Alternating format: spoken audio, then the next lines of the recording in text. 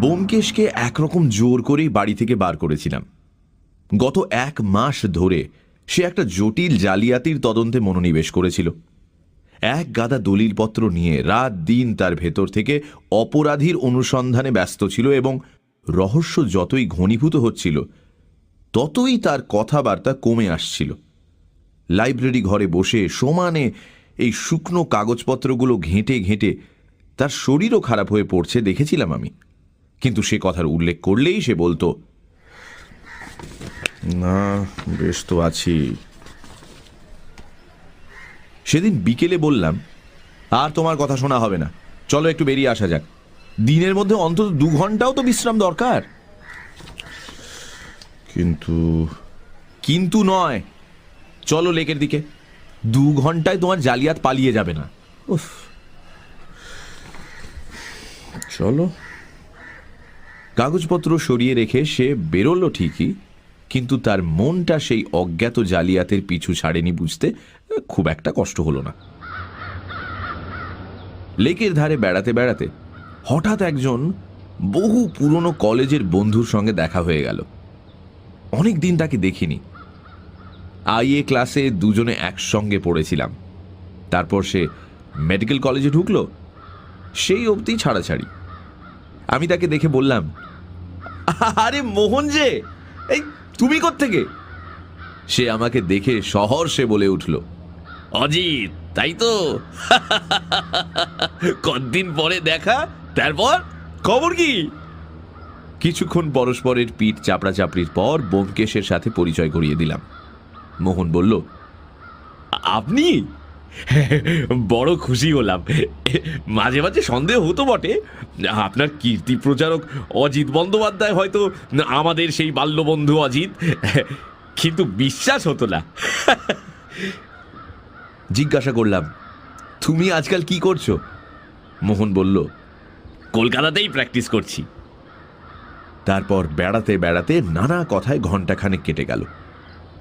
লক্ষ্য করলাম সাধারণ কথাবার্তার মধ্যে মোহন 2-1 বার কি একটা বলবার জন্য মুখ খুলে আবার থেমে গেল। ব্যোমকেশও তা লক্ষ্য করেছিল, তাই একসময় অল্প হেসে বলল, কি বলবেন বলুন না। মোহন একটু লজ্জিত হয়ে বলল, একটা কথা বলি বলি করেও বলতে সংকোচ হচ্ছে।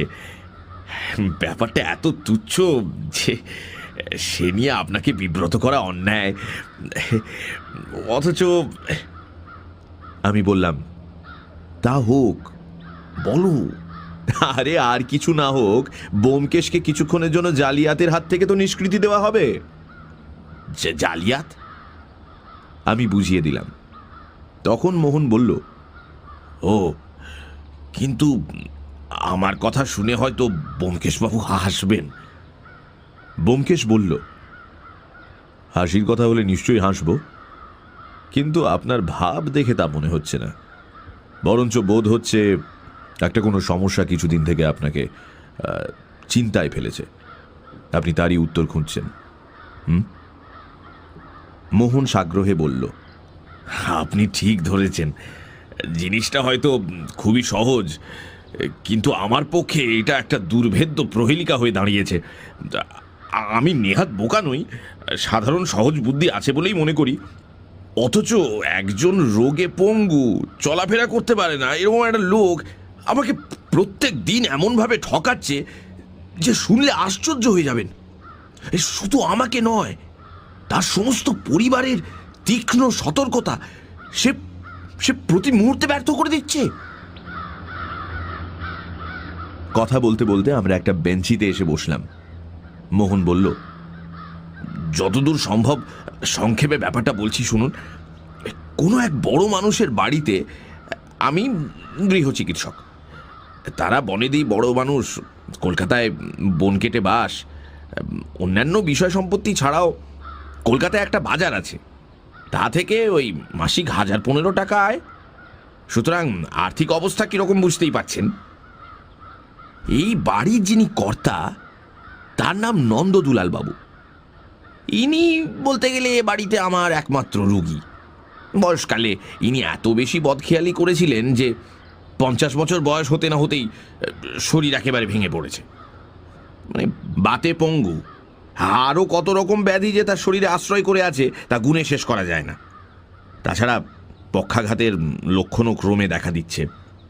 আমাদের ডাক্তারি শাস্ত্রে একটা কথা আছে জানেন, এই মানুষের মৃত্যুতে বিস্মিত হবার কিচ্ছু নেই, মানুষ যে বেঁচে থাকে এইটাই সবচেয়ে আশ্চর্যের বিষয়।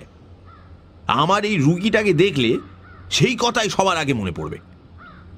এই নন্দদুলাল বাবুর চরিত্র আপনাকে কি করে বোঝাবো ভেবে পাচ্ছি না।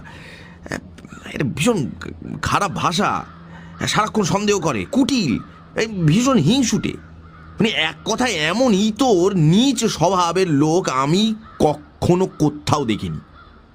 বাড়িতে স্ত্রী পুত্র পরিবার সব আছে, কিন্তু কারোর সঙ্গে ভাব নেই। তার ইচ্ছা যৌবনে যে উচ্ছৃঙ্খলতা করে বেরিয়েছেন এখনো তাই করে বেড়াবেন, কিন্তু প্রকৃতি বাদ সেধেছে, শরীরে সে সামর্থ্য নেই। এই জন্য পৃথিবী শুদ্ধ লোকের ওপর দারুণ রাগ আর ঈর্ষা, যেন তার এই অবস্থার জন্য তারাই দায়ী। সারাক্ষণ ছল খুঁজে বেড়াচ্ছে কি করে কাকে জব্দ করবে। এমন লোক, শরীরের শক্তি নেই, বুকের গোলমালও আছে, তাই ঘর ছেড়ে বেরোতে পারে না।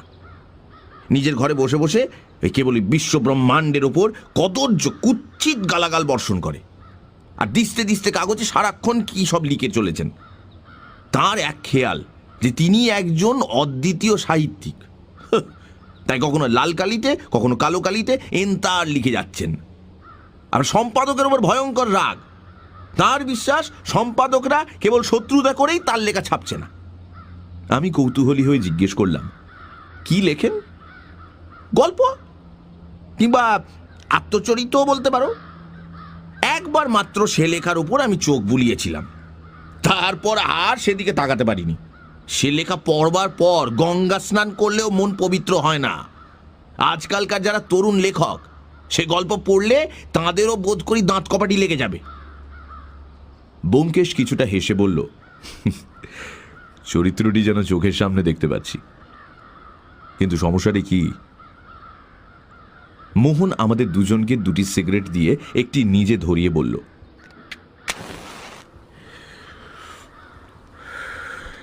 আপনারা ভাবছেন এমন গুণবান লোকের আর কোনো গুণ থাকা সম্ভব নয়, কেমন? কিন্তু তা নয়, এর আরেকটি মস্ত গুণ আছে। এই শরীরের ওপর উনি এক অদ্ভুত নেশা করেন।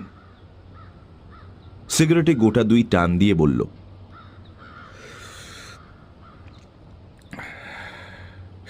ব্যোমকেশ বাবু, আপনি তো এই কাজের কাজী।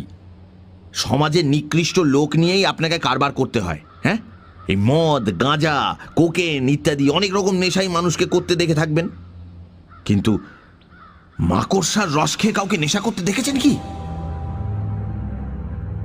আমি আঁতকে উঠে বললাম, হ্যাঁ, মাকড়সার রস? সে আবার কি? মোহন বলল, এক জাতীয় মাকড়সা আছে যার শরীর থেকে এই বিভৎস বিষাক্ত রস পিষে বার করে নেওয়া হয়। ব্যোমকেশ কতকটা আত্মগতভাবে বলল, ট্যারেন্টিউলা ডান্স স্পেনে আগে ছিল। এই মাকড়সার কামড় খেয়ে লোকে হরদম নাচত। দারুণ বিষ, বইয়ে পড়েছি বটে, কিন্তু এদেশে কাউকে ব্যবহার করতে দেখিনি।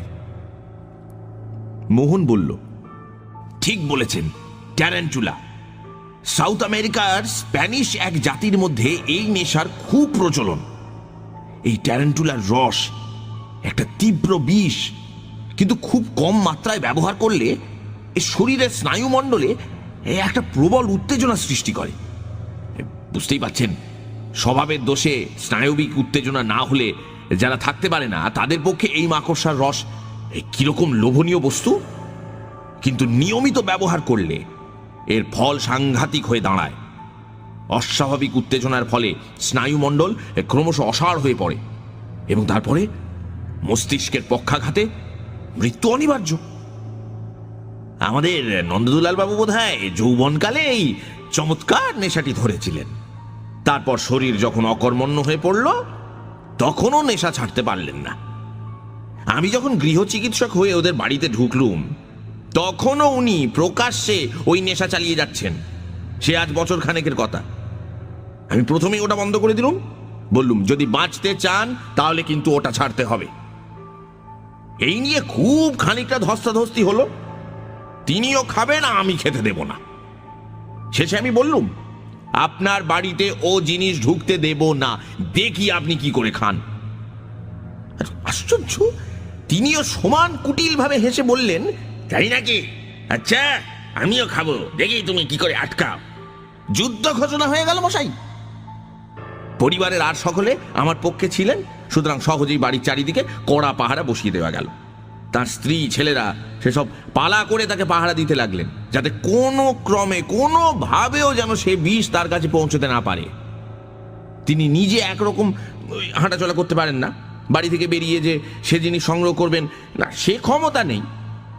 আমি এইভাবে তাকে আগলাবার ব্যবস্থা করে দিয়ে মোটামুটি একটু ধাতস্থ হলাম, কিন্তু কিছুতেই কিছু হলো না। এত কড়াকড়ি সত্ত্বেও বাড়ি শুদ্ধ লোকের নজর এড়িয়ে তিনি নেশা করতে লাগলেন। কোথা থেকে যে সে জিনিস আমদানি করেছেন কেউ ধরতে পারল না। প্রথমটা আমার সন্দেহ হলো, হয়তো বাড়ির কেউ লুকিয়ে তাকে সাহায্য করছে। তাই একদিন আমি নিজে সমস্ত দিন পাহারায় রইলুম। কিন্তু আশ্চর্য মশাই, আমার চোখের সামনে তিনবার সে বিষ খেলেন। তার নাড়ি দেখে বুঝলুম, অথচ কখন খেলেন না ধরতে পারলুম না। তারপর তার ঘর সে হাতি পাতি করেছি, তার সঙ্গে বাইরের লোকে দেখা করা একেবারে বন্ধ করে দিয়েছি, কিন্তু তবু তার নেশা বন্ধ করতে পারিনি। এখনো সমানভাবে সেই ব্যাপার চলছে। এখন আমার সমস্যা হয়ে দাঁড়িয়েছে এই যে, লোকটা ওই মাকড়সার রস পায় কোথা থেকে, এবং পেলেও সকলের চোখে ধুলো দিয়ে খায় কি করে? মোহন চুপ করল। ব্যোমকেশ শুনতে শুনতে অন্যমনস্ক হয়ে পড়েছিল কিনা জানি না। মোহন শেষ করতেই সে উঠে দাঁড়িয়ে বলল, অজিত, বাড়ি চলো, একটা কথা হঠাৎ মাথায় এসেছে। যদি তা ঠিক হয় তাহলে। বুঝলাম সেই পুরনো জালিয়াত আবার তাকে চেপে ধরেছে। মোহন এতক্ষণ যে বকে গেল, তার শেষের দিকের কথাগুলো হয়তো তার কানেও যায়নি। আমি একটু অপ্রস্তুতভাবে বললাম, মোহনের গল্পটা বোধহয় তুমি ভালো করে শোনোনি না? বিলক্ষণ, শুনেছি বই কি। সমস্যাটা খুবই মজার, কৌতূহল হচ্ছে, কিন্তু এখন কি আমার সময় হবে? আমি একটা বিশেষ শক্ত কাজে। মোহন মনে মনে বোধহয় একটু কষ্ট পেল, কিন্তু সে ভাবটা গোপন করে বলল, তবে কাজ নেই, থাক। আপনাকে এইসব তুচ্ছ ব্যাপারে মাথা ঘামাতে অনুরোধ করা অবশ্য অনুচিত, কিন্তু কি জানেন, এর একটা নিষ্পত্তি হলে হয়তো লোকটার প্রাণ বাঁচাতে পারা যেত। একটা লোক যত বড়ই পাপী হোক না কেন, বিন্দু বিন্দু বিষ খেয়ে আত্মহত্যা করছে, চোখের সামনে দেখছি, অথচ কিছু করতে পারছি না। এর চেয়ে দুঃখের বিষয় আর কি হতে পারে বলুন? ব্যোমকেশ একটু লজ্জিত হয়ে বলল, আমি করব না বলিনি তো। এ ধাঁধার উত্তর পেতে হলে ঘন্টা দুয়েক ভাবতে হবে, আর একবার লোকটিকে দেখলেও ভালো হয়। কিন্তু না, আজ বোধ হয় তা পেরে উঠব না।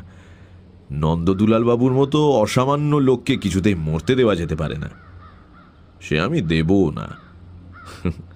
আপনি নিশ্চিন্ত থাকুন। কিন্তু এখনই আমায় বাসায় ফিরতে হবে। মনে হচ্ছে ওই জালিয়াত লোকটাকে ধরে ফেলেছি, কিন্তু একবার কাগজগুলো ভালো করে দেখা দরকার। সুতরাং আজকের রাতটা নন্দদুলাল বাবু নিশ্চিন্ত মনে বিষ পান করে নিন, কাল থেকে আমি তাকে জব্দ করে দেব। মোহন হেসে বলল, বেশ, কালই হবে। কখন আপনার সুবিধা হবে বলুন, আমি গাড়ি পাঠিয়ে দেব। ব্যোমকেশ একটু চিন্তা করে বলল, আচ্ছা, এক কাজ করা যাক, তাতে আপনার উৎকণ্ঠাও অনেকটা কমবে। অজিত আজ আপনার সঙ্গে গিয়ে দেখে শুনে আসুক, তারপর ওর মুখে সব কথা শুনে আজ রাতেই কিংবা কাল সকালে আমি আপনার ধাঁধার উত্তর দিয়ে দেব, কেমন? ব্যোমকেশের বদলে আমি যাব, এতে মোহনের মুখে যে নিরাশার ভাব ফুটে উঠল তা কারু চোখ এড়ায়নি। ব্যোমকেশ তা দেখে হেসে বলল, আপনার বাল্যবন্ধু বলেই বোধহয় অজিতের উপর আপনার তেমন নেই। কিন্তু হতাশ হবেন না, সৎসঙ্গে পড়ে ওর বুদ্ধি এখন এমনই ভীষণ তীক্ষ্ণ হয়ে উঠেছে যে তার দু একটা দৃষ্টান্ত শুনলে আপনি অবাক হয়ে যাবেন। হয়তো নিজেই আপনার এই ব্যাপারের সমস্ত রহস্যের উন্মোচন করে দেবে। আমাকে দরকারও পড়ল না। এত বড় সুপারিশেও মোহন বিন্দু মাত্র উৎসাহিত হল না। রুই কাতলা ধরবার আশায় ছিপ ফেলে যারা সন্ধেবেলা পুঁটি মাছ ধরে বাড়ি ফেরেন তাদের মতো মুখ করে সে বলল, অজিতই চলুক তাহলে, কিন্তু ও যদি না পারে।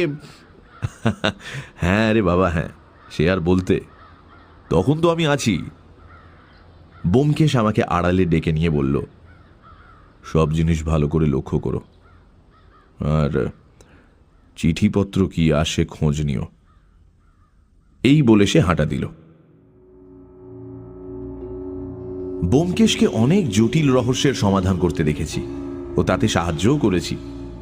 তার অনুসন্ধান পদ্ধতিও এতদিন একসঙ্গে থেকে অনেকটা আয়ত্তও হয়েছে। তাই মনে মনে ভাবলাম, এই সামান্য ব্যাপারের কিনারা করতে পারবো না? বিশেষত আমার প্রতি মোহনের বিশ্বাসের অভাব দেখে ভেতরে ভেতরে একটা জেদও চেপে গিয়েছিল। যেমন করে হোক এ ব্যাপারটা নিষ্পত্তি করবই করব। মনে মনে এরকম সংকল্প এঁটে মোহনের সাথে লেক থেকে বের হলাম।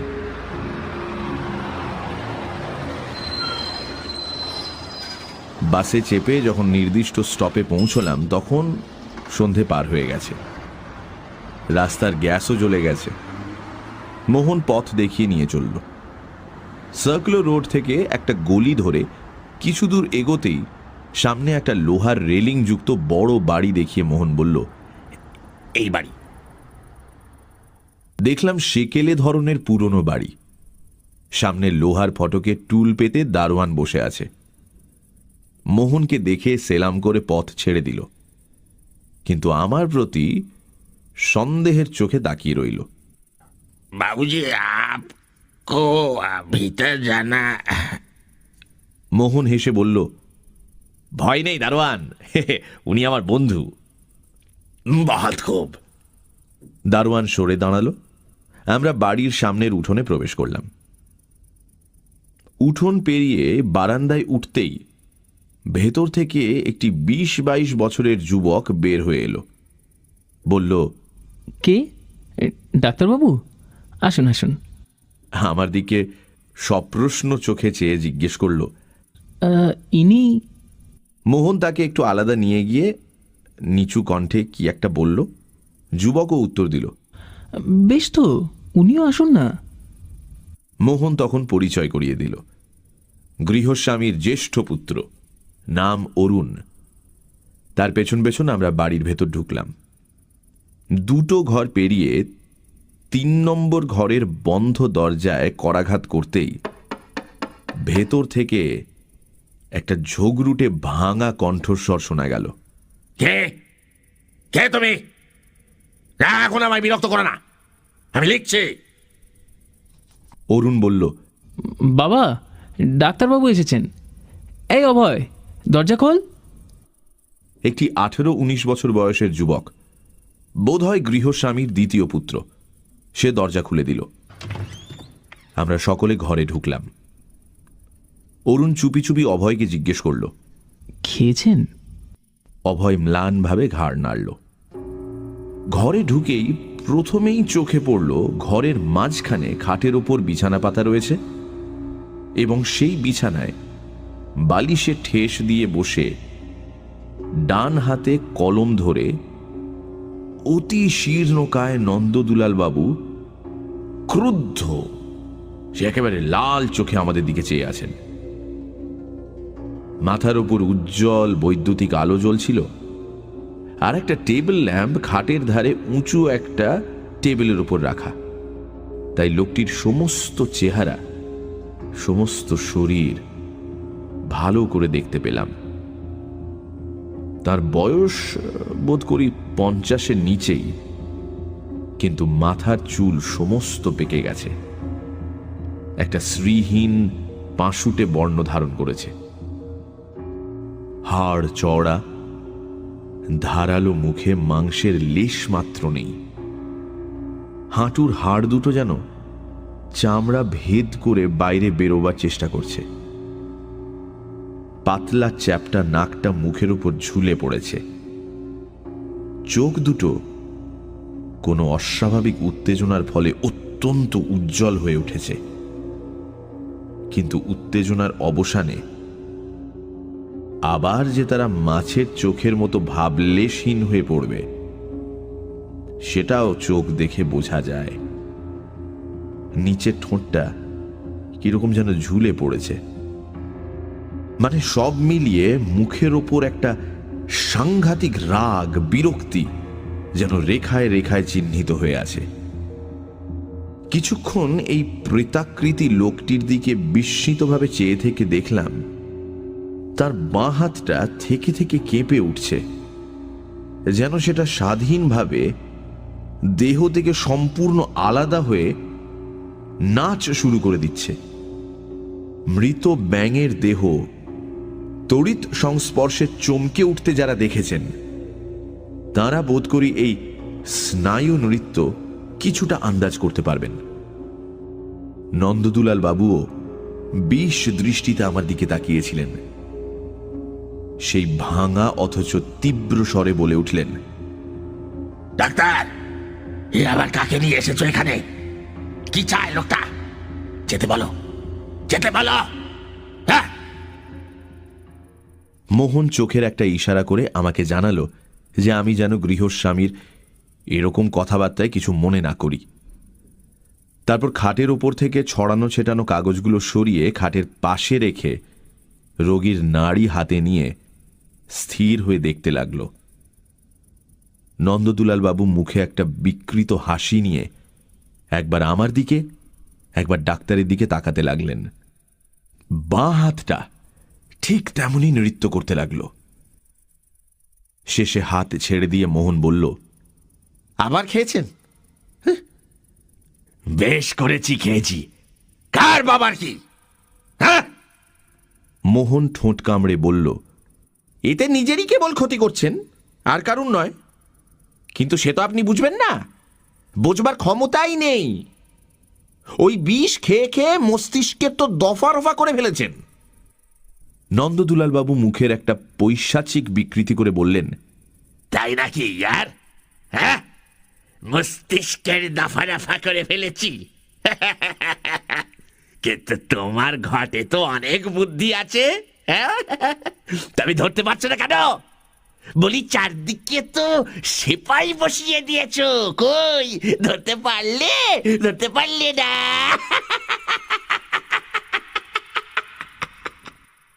মোহন বিরক্তভাবে উঠে দাঁড়িয়ে বলল, আপনার সঙ্গে কথা বলাটাই ঝকমারি, যা করছিলেন করুন। নন্দদুলাল বাবু ঠিক আগের মতো হিহি করে হাসতে হাসতে বললেন, দুয়ো ডাক্তার, দুয়ো। আমায় ধরতে পারলে না।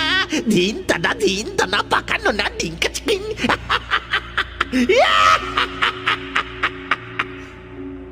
সঙ্গে সঙ্গে দুই হাতের বুড়ো আঙুল তুলে ডাক্তারকে দেখিয়ে সেগুলো নাড়তে লাগলেন।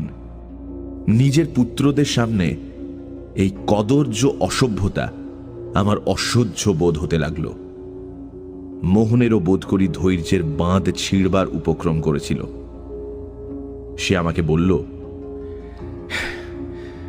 নাও অজিত, কি দেখবে দেখে শুনে নাও, আর পারা যায় না। হঠাৎ বুড়ো আঙুল দেখানো থামিয়ে নন্দদুলাল বাবু দুই সাপের চোখ আমার দিকে ফিরিয়ে সাংঘাতিক কটু কণ্ঠে বললেন, কে তুমি? হে, আমার বাড়িতে কোন মতলবে ঢুকেছ? আমি কোনো জবাব দিলাম না। তখন, চালাকি করবার আর জায়গা পাওনি? ওসব ফন্দি ফিকির এখানে চলবে না জাদু, বুঝেছ? এই বেলা চটপটে সরে পড়ো, নইলে পুলিশ ডাকবো, পুলিশ। যত সব নাচ্ছার ছিচকে চোরের দল। থু! বলে মোহনের দিকেও সমানভাবে তাকালেন। সে আমাকে কি উদ্দেশ্যে এখানে এনেছে সেটা ঠিক বুঝতে না পারলেও আমার উপর তার ঘোর সন্দেহ জন্মেছিল।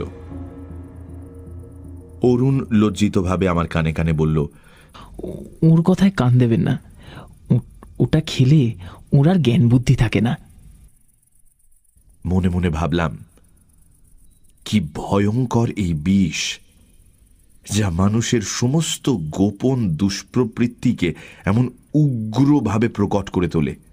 যে ব্যক্তি জেনে শুনে এটা খায়, সে যে নৈতিকভাবে কতটা নিচে নেমে গেছে সেটাই বা মাপে কার সাধ্য? ব্যোমকেশ বলেছিল সব দিক ভালো করে লক্ষ্য করতে।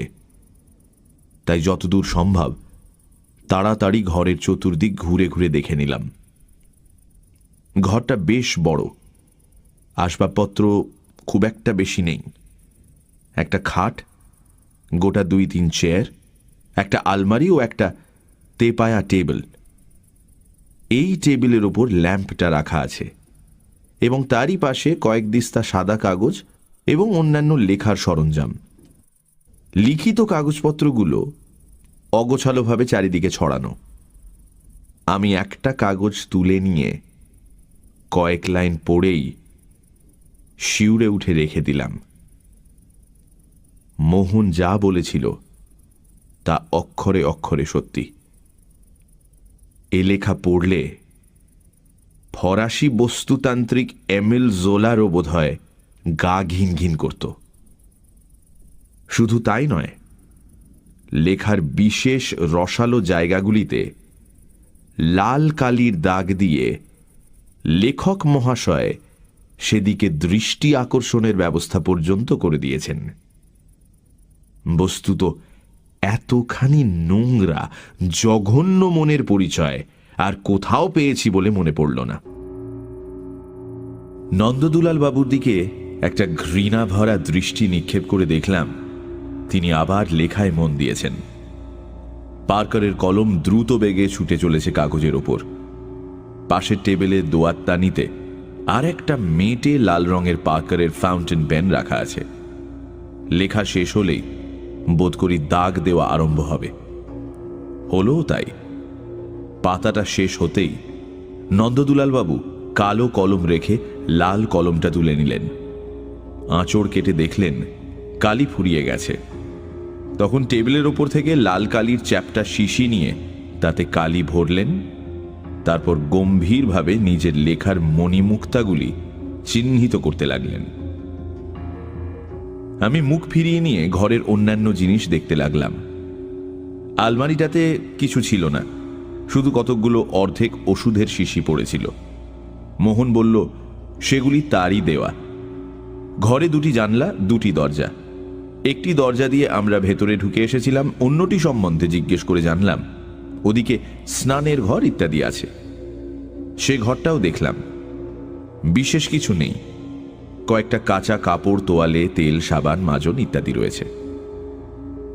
জানলা দুটো সম্বন্ধে অনুসন্ধান করে জানা গেল বাইরের সাথে ওদের কোনো যোগ নেই, তাছাড়া অধিকাংশ সময়ই বন্ধ থাকে। ব্যোমকেশ থাকলে কিভাবে অনুসন্ধান করত তা কল্পনা করবার চেষ্টা করলাম, কিন্তু কিছুই ভেবে পেলাম না। দেয়ালে টোকা মেরে দেখব কিনা ভাবছি, হয়তো কোথাও গুপ্ত দরজা আছে।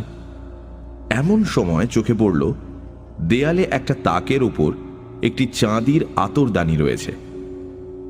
আগ্রহের সঙ্গে সেটাকে পরীক্ষা করলাম। তার মধ্যে খানিকটা তুলো আর খোপে খোপে আতর রয়েছে। চুপি চুপি অরুণকে জিজ্ঞাসা করলাম, উনি আতর মাখেন নাকি? সে অনিশ্চিতভাবে মাথা নেড়ে বলল, কি জানি, বোধ হয় না, মাখলে গন্ধ পাওয়া যেত। এটা কতদিন এ ঘরে আছে? তা বরাবরই আছে, বাবাই ওটা আনিয়ে ঘরে রেখেছিলেন। ঘাড় ফিরিয়ে দেখলাম লেখা বন্ধ করে নন্দদুলালবাবু এদিকেই তাকিয়ে আছেন। মনটা উত্তেজিত হয়ে উঠল। খানিকটা তুলো আতরে ভিজিয়ে পকেটে পুরে নিলাম। তারপর ঘরের চারিদিকে একবার শেষবারের মতন দেখে পেরিয়ে এলাম। নন্দদুলালবাবুর দৃষ্টি আমায় অনুসরণ করল। দেখলাম তার মুখে সেই শ্লেষপূর্ণ কদর্য হাসিটা লেগে রয়েছে। বাইরে এসে আমরা বারান্দায় বসলাম। আমি বললাম, এখন আপনাদের কয়েকটা প্রশ্ন করতে চাই, কোনো কথা গোপন না করে উত্তর দেবেন। অরুণ বলল, বেশ, জিজ্ঞাসা করুন। আমি বললাম, আপনারা ওকে সবসময় নজরবন্দি করে রেখেছেন? কে কে পাহারা দেয়? আমি, অভয় আর মা পালা করে ওর কাছে থাকি। চাকর বাকর বা অন্য কাউকে কাছে যেতে দিই না। ওকে কখনো ও জিনিস খেতে দেখেছেন? না, মুখে দিতে দেখিনি, তবে খেয়েছেন তা জানতে পেরেছি। জিনিসটা চেহারা কিরকম কেউ দেখেছেন? যখন প্রকাশ্যে খেতেন তখন দেখেছিলাম জলের মতো জিনিস হোমিওপ্যাথিক শিশিতে থাকতো, তাই কয়েক ফোঁটা শরবত কিংবা অন্য কিছুর সঙ্গে মিশিয়ে খেতেন। সেরকম শিশি ঘরে কোথাও নেই ঠিক জানেন? ঠিক জানি, আমরা তন্ন তন্ন করে খুঁজেছি। তাহলে নিশ্চয়ই বাইরে থেকে আসে। কে আনে? অরুণ মাথা নাড়ল। জানি না। আপনারা তিনজন ছাড়া আর কেউ ও ঘরে ঢোকে না? ভালো করে ভেবে বলুন। না, কেউ না। হ্যাঁ, এক ডাক্তারবাবু ছাড়া। আমার জেরা ফুরিয়ে গেল। আর কি জিজ্ঞাসা করব? গালে হাত দিয়ে ভাবতে ভাবতে ব্যোমকেশের উপদেশ মনে করলাম। আবার আরম্ভ করলাম, ওর কাছে কোনো চিঠিপত্র আসে? না। কোনো পার্সেল কি অন্যরকম কিছু? এইবার অরুণ বলল, হ্যাঁ, হপ্তায় একখানা করে রেজিস্ট্রি চিঠি আসে। আমি উৎসাহে লাফিয়ে উঠলাম। কোত্থেকে আসে? কে পাঠায়? লজ্জায় ঘাড় নিচু করে অরুণ আস্তে আস্তে বলল, কলকাতা থেকেই আসে। রেবেকা লাইট নামে একজন স্ত্রীলোক পাঠায়। আমি বললাম, বুঝেছি। চিঠিতে কি থাকে আপনারা দেখেছেন কি? দেখেছি। বলে অরুণ মোহনের দিকে তাকালো। আমি আগ্রহের সঙ্গে জিজ্ঞাসা করলাম, কি থাকে? সাদা কাগজ। সাদা কাগজ? হ্যাঁ, খালি কতগুলো সাদা কাগজ খামের মধ্যে পোড়া থাকে, আর কিছু না। আমি হতবুদ্ধির মতো প্রতিধ্বনি করলাম, আর কিছু না? না। কিছুক্ষণ নির্বাক হয়ে তাকিয়ে রইলাম। শেষে বললাম, ঠিক জানেন খামের ভেতর আর কিচ্ছু থাকে না? অরুণ একটু হেসে বলল, হ্যাঁ, ঠিক জানি। বাবা নিজে পিয়নের সামনে রসিদ দস্তখত করে চিঠি নেন বটে, কিন্তু তার আগে আমিই চিঠি খুলি। তাতে সাদা কাগজ ছাড়া আর কিছুই থাকে না। প্রত্যেকবার আপনিই চিঠি খোলেন? কোথায় খোলেন? বাবার ঘরে, সেখানেই পিয়ন চিঠি নিয়ে যায় কিনা। কিন্তু এ তো ভারী আশ্চর্য ব্যাপার। সাদা কাগজ রেজিস্ট্রি করে পাঠাবার মানে কি? মাথা নেড়ে অরুণ বলল, জানি না। আরও কিছুক্ষণ বোকার মতো বসে থেকে শেষে একটা নিঃশ্বাস ফেলে উঠে পড়লাম। রেজিস্ট্রি চিঠির কথা শুনে মনে একটা আশা জেগেছিল যে ফন্দিটা বুঝি ধরে ফেললাম, কিন্তু না, ওদিকের দরজায় একেবারে তালা লাগানো। বুঝলাম আপাত দৃষ্টিতে ব্যাপার সামান্য ঠেকলেও আমার বুদ্ধিতে কুলাবে না। তুলা শুনিতে নরম, কিন্তু ধুনিতে লবে যান। ওই বিষ জর্জরিত দেহ অকাল পঙ্গু বুড়ো লম্পটের সঙ্গে এঁটে ওঠা আমার কর্ম নয়। এখানে ব্যোমকেশের ওই শানিত ঝকঝকে মাথাটাই দরকার। মলিন মুখে ব্যোমকেশকে সব কথা জানাবো বলে বাইরে বের হচ্ছি, হঠাৎ একটা কথা মনে পড়ল। জিজ্ঞাসা করলাম, নন্দদুলালবাবু কাউকে চিঠিপত্র লেখেন? অরুণ বলল। না, তবে মাসে মাসে মানি অর্ডার করে টাকা পাঠান। কাকে পাঠান? লজ্জা ম্লান মুখে অরুণ বলল, এই এই ইহুদি স্ত্রীলোকটাকে। মোহন ব্যাখ্যা করে বলল, ওই স্ত্রীলোকটা আগে নন্দদুলাল বাবুর মানে। বুঝেছি। কত টাকা পাঠান? 100 টাকা, কিন্তু কেন পাঠান তা বলতে পারবো না। মনে মনে ভাবলাম পেনশন, কিন্তু মুখে সে কথা না বলে একা বেরিয়ে পড়লাম। মোহন ওখানেই থেকে গেল। বাসায় পৌঁছতে রাত 8টা বাজল। ব্যোমকেশ লাইব্রেরি ঘরে ছিল। দরজায় ধাক্কা দিতেই কবাট খুলে বলল, কি খবর? সমস্যা ভঞ্জন হলো? না। আমি ঘরে ঢুকে একটা চেয়ারে বসে পড়লাম। এরই মধ্যে ব্যোমকেশ একটা মোটা লেন্স নিয়ে একখণ্ড কাগজ পরীক্ষা করছিল। এখন আবার যন্ত্রটা তুলে নিল। তারপর আমার দিকে একটা তীক্ষ্ণ দৃষ্টি নিক্ষেপ করে বলল, ব্যাপার কি? এত শৌখিন হয়ে উঠলে কবে থেকে? আতর মেখেছ যে? মাখিনি, নিয়ে এসেছি। তাকে আদ্যপান্ত সমস্ত বিবরণ বর্ণনা করে শোনালাম। সেও মনে করি মন দিয়েই শুনল। সব শেষে বললাম, আমার দ্বারা তো হলো না ভাই। এখন দেখো তুমি যদি কিছু করতে পারো। তবে আমার মনে হয় এই আতরটা অ্যানালাইজ করলে কিছু একটা পাওয়া যেতে পারে। কি পাওয়া যাবে? মাকড়সার রস। ব্যোমকেশ আমার হাত থেকে তুলোটা নিয়ে শুঁকতে লাগল। চমৎকার গন্ধ, খাঁটি অম্বুরি আতর। তুলোটা হাতের চামড়ার উপর ঘষতে ঘষতে বলল, কি বলছিলে? কি পাওয়া যেতে পারে? আমি একটু ইতস্তত করে বললাম, হয়তো নন্দদুলাল বাবু আতর মাখবার ছল করে। ব্যোমকেশ হেসে উঠল। 1 মাইল দূর থেকে যার গন্ধ পাওয়া যায় সে জিনিস কেউ লুকিয়ে ব্যবহার করতে পারে? নন্দদুলাল বাবু যে আতর মাখেন তার কোনো প্রমাণ পেয়েছ? তা পাইনি বটে, কিন্তু না হে না, ওদিকে নয়, অন্যদিকে খোঁজ করো। কি করে জিনিসটা ঘরের মধ্যে আসে, কি করে নন্দদুলালবাবু সকলের চোখের সামনে সেটা মুখে দেন, এই সব কথা ভেবে দেখো। রেজিস্ট্রি করে সাদা কাগজ কেন আসে? ওই স্ত্রীলোকটাকে টাকা পাঠানো হয় কেন? ভেবে দেখেছ? আমি হতাশভাবে বললাম, অনেক ভেবেছি, কিন্তু আমার দ্বারা হলো না। আরো ভাবো, কষ্ট না করলে কি কেষ্ট পাওয়া যায়?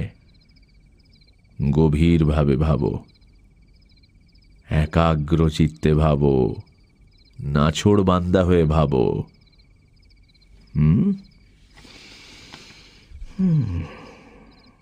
বলে সে আবার লেন্সটা হাতে তুলে নিল। আমি জিজ্ঞাসা করলাম, আর তুমি?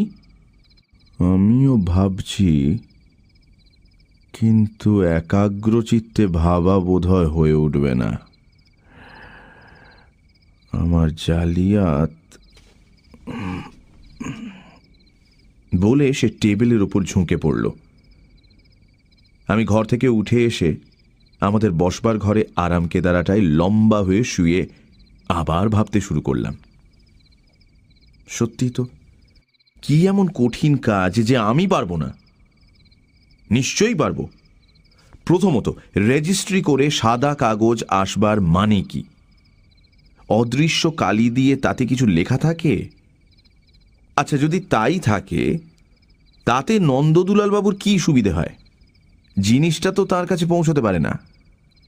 আচ্ছা, ধরে নেওয়া যাক জিনিসটা কোনো ক্রমে বাইরে থেকে ঘরের ভেতর এসে পৌঁছলো, কিন্তু সেটা নন্দদুলালবাবু রাখেন কোথায়? হোমিওপ্যাথিক ওষুধের শিশিও লুকিয়ে রাখা সহজ কথা নয়। সারাক্ষণ সতর্ক চোখে তাকে পাহারা দেওয়া হচ্ছে, তার উপর প্রত্যেক দিন খানা তল্লাশি চলছে। তবে ভাবতে ভাবতে মাথা গরম হয়ে উঠল। 5টা চুরুট পুড়িয়ে ছাই করেও একটা প্রশ্নেরও উত্তর পেলাম না।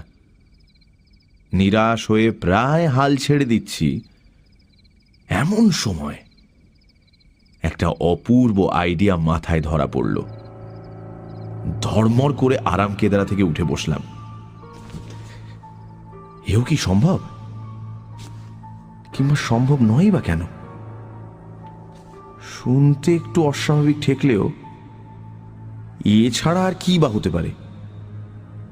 ব্যোমকেশ বলেছে কোনো বিষয়ের যুক্তিসম্মত প্রমাণ যদি থাকে, অথচ তা আপাত দৃষ্টিতে অসম্ভব বলে মনে হয়, তবু তা সত্য বলে ধরতে হবে। এক্ষেত্রেও এটাই তো এই সমস্যার একমাত্র সমাধান। ব্যোমকেশকে বলবো মনে করে উঠে যাচ্ছি, ব্যোমকেশ নিজেই ঘরে ঢুকল। আমার মুখের দিকে চেয়ে বলল, কি ভেবে বার করলে নাকি? বোধহয় করেছি। বেশ বেশ, তা কি বার করলে শুনি? বলতে গিয়ে একটু বাঁধো বাঁধো ঠেকতে লাগলো। তবু জোর করে সংকোচ সরিয়ে রেখে বললাম, দেখো, নন্দদুলালবাবুর ঘরের দেয়ালে কতকগুলো মাকড়সা দেখেছি। এখন মনে পড়ল আমার বিশ্বাস তিনি সেইগুলোকে ধরে ধরে খান। হ্যাঁ? ও অজিত,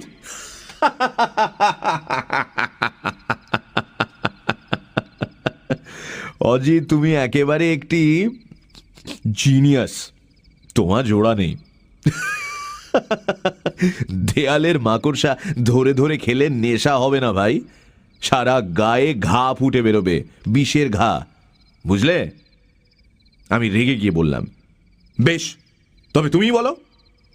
ব্যোমকেশ চেয়ারে বসে টেবিলের উপর পা তুলে দিল। অলসভাবে একটা চুরুট ধরাতে ধরাতে বলল, সাদা কাগজ ডাকে কেন আসে বুঝতে পেরেছ? না। ইহুদি স্ত্রীলোকটাকে কেন টাকা পাঠানো হয় বুঝেছ? না।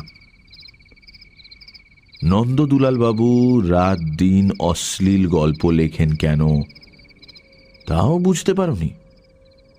না। তুমি বুঝেছ? বোধহয় বুঝেছি। ব্যোমকেশ চুরুটে দীর্ঘ টান দিয়ে চোখ নামিয়ে বলল,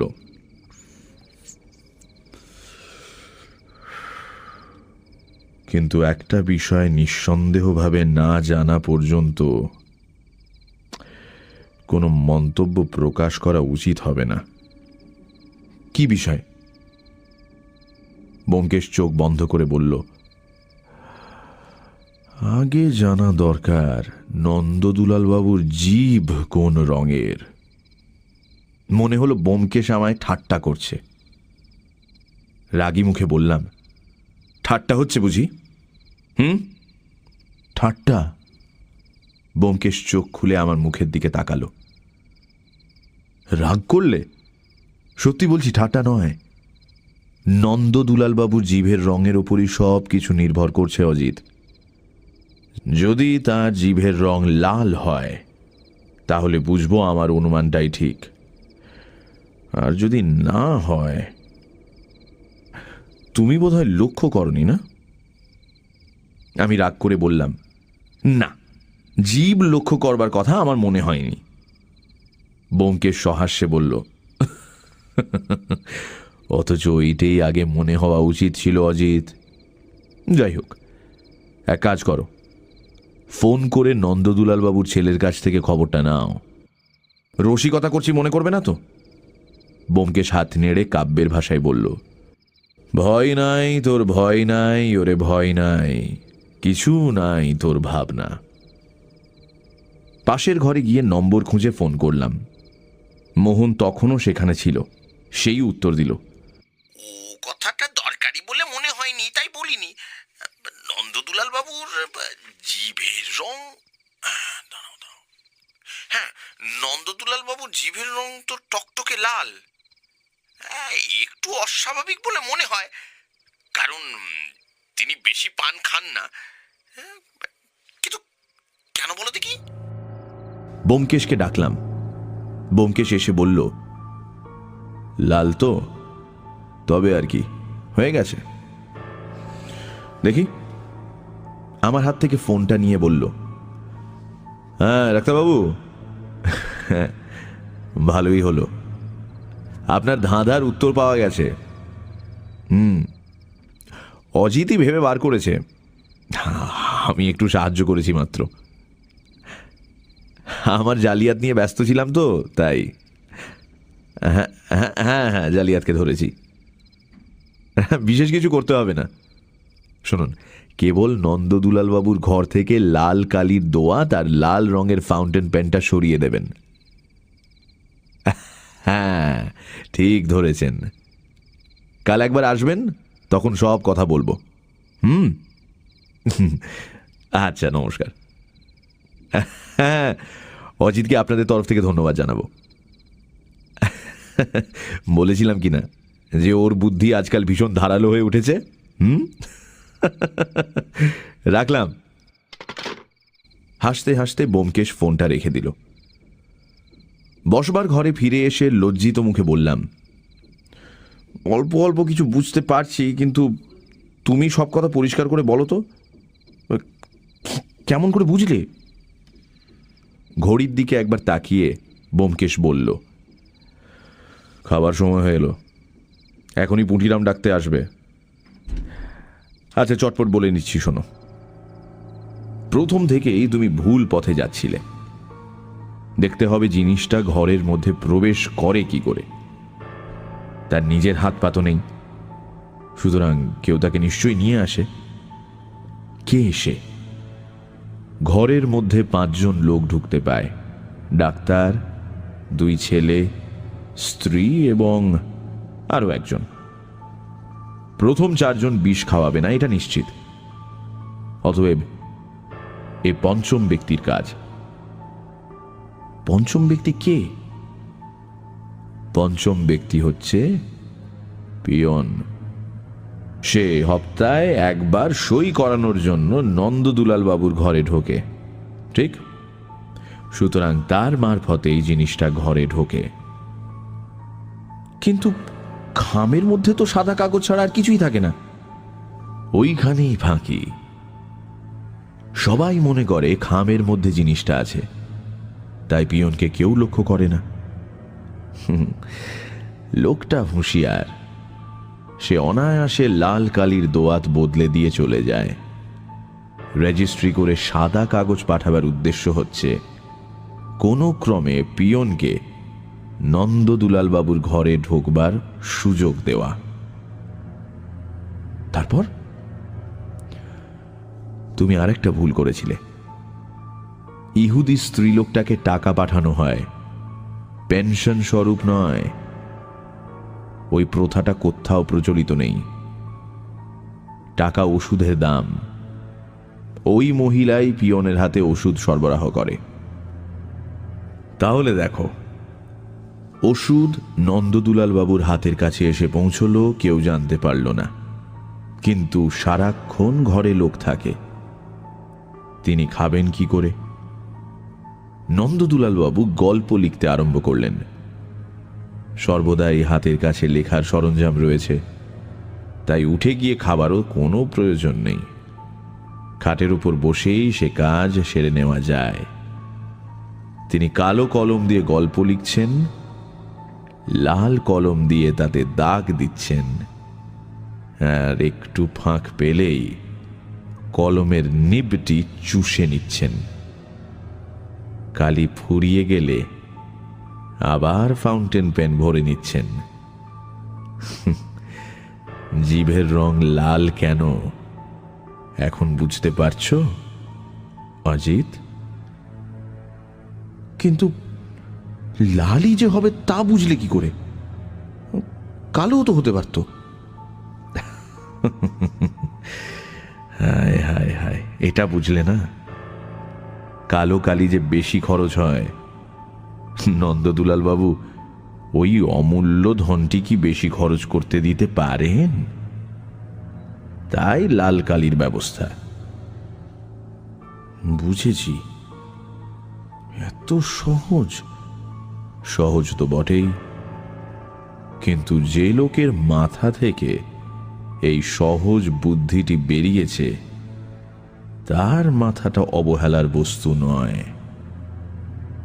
এত সহজ বলেই তোমরা ধরতে পারছিলে না। তুমি ধরলে কি করে? খুব সহজে। এ ব্যাপারে দুটো জিনিস সম্পূর্ণ নিরর্থক বলে মনে হয়। এক, রেজিস্ট্রি করে সাদা কাগজ আসা। দুই, নন্দদুলাল বাবুর গল্প লেখা। এই দুটোর সত্যিকার কারণ খুঁজতে গিয়েই আসল কথাটা বেরিয়ে পড়ল। পাশের ঘরে ঝনঝন করে টেলিফোনের ঘন্টি বেজে উঠল। আমরা দুজনেই তাড়াতাড়ি উঠে গেলাম। ব্যোমকেশ ফোন ধরে জিজ্ঞাসা করল, হ্যাঁ কে আপনি? ও ডাক্তারবাবু, হ্যাঁ কি খবর? নন্দদুলাল বাবু চেঁচামেচি করছেন, হাত পা ছুঁড়ছেন? তা হোক তা হোক, না তাতে কোনো ক্ষতি হবে না। হ্যাঁ কি বললেন? অজিতকে গালাগাল দিচ্ছেন সকার বকার তুলে? ভারী অন্যায়, ভারী অন্যায়। কিন্তু যখন তার মুখ বন্ধ করা যাচ্ছে না তখন আর উপায় কি? অজিত অবশ্য ওসব গ্রাহ্য করে না। হ্যাঁ হ্যাঁ, অবিমিশ্র প্রশংসা যে পৃথিবীতে পাওয়া যায় না সেটা অজিত জানে। মধু ও হুল, কমলে কণ্টক, এটা হলো জগতের নিয়ম ডাক্তারবাবু। আচ্ছা নমস্কার।